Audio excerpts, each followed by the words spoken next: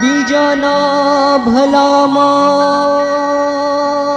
ભલું છે પોતાનું. સન 1993 આવેલા ભયાનક ભૂકંપે મહારાષ્ટ્રના ઘણા પ્રદેશમાં તબાહીનું તાંડવ સર્જેલું.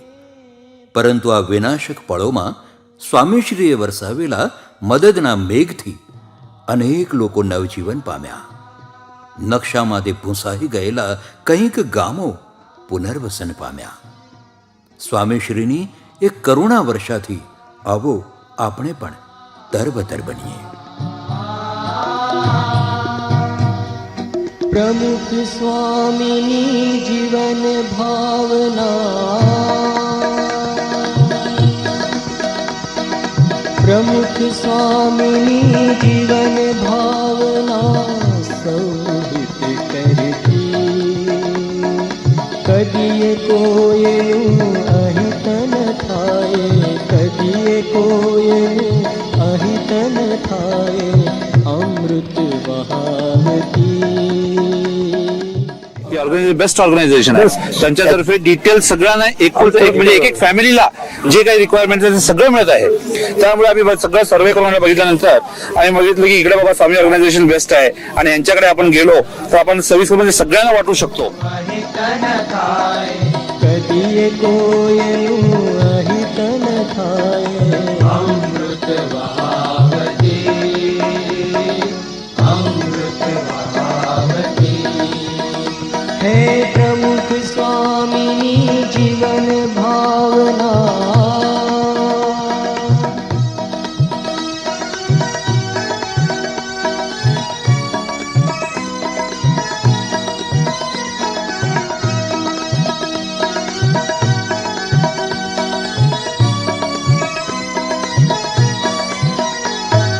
धर्म नियम માં દ્રઢતા રાખી જીવતી ઉજળા થાવું, જીવતી ઉજળા થાવું, જીવતી ઉજળા થાવું.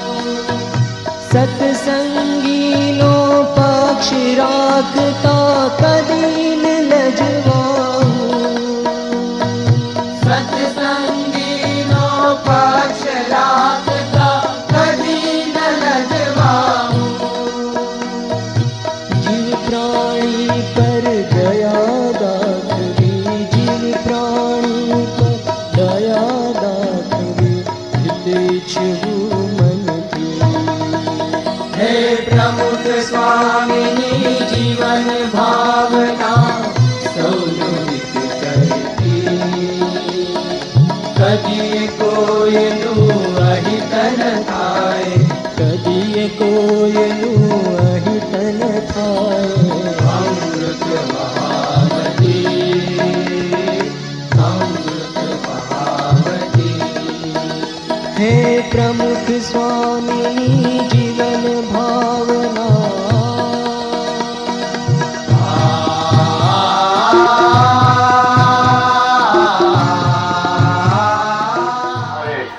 विचार करके अच्छी तरह से विचार करके जो हमारा प्रश्न का निराकरण करेंगे तो सब सुविधा हो जाएंगे. सब काम हम तो आपकी सेवा करने के आए हैं, हम तो किसी का लेने के तो आए नहीं है. तो फिर अपना जो कोई प्रश्न है वो भी शांति से और विचार करके जो आप एकत्र होकर कोई जो जरूरत का प्रश्न विचार करेंगे तो भी निवारण हो जाए. तो फिर ये जल्दी में जल्दी अपना मकान हो जाए. પતિવ્રતાની ટેક રાખવી, સહજાનંદ એક ભજવા. પતિવ્રતાની ટેક રાખવી, સહજાનંદ એક ભજવા. સંબંધ તો આ પ્રમાણે દરેક સંસ્થાઓ પોતાની રીતે જો કાર્ય કરે તો ઘણું મોટું સારું કાર્ય થાય અને જલ્દી કામ થઈ જાય છે. આપણી સંસ્થા એ પણ આવી કુદરતી આફતો વખતે હંમેશને માટે આવું કાર્ય કરી રહેલા છે. જે ભૂકંપ થયો એ જાણ થતાની સાથે જ મુંબઈમાંથી આપણા જે સંતો છે, યુવકો છે, અને એ બધા ત્યાં દોડી ગયા છે અને ત્યાં જઈ અને આ બધું કાર્ય એમને શરૂ પણ કરેલું છે.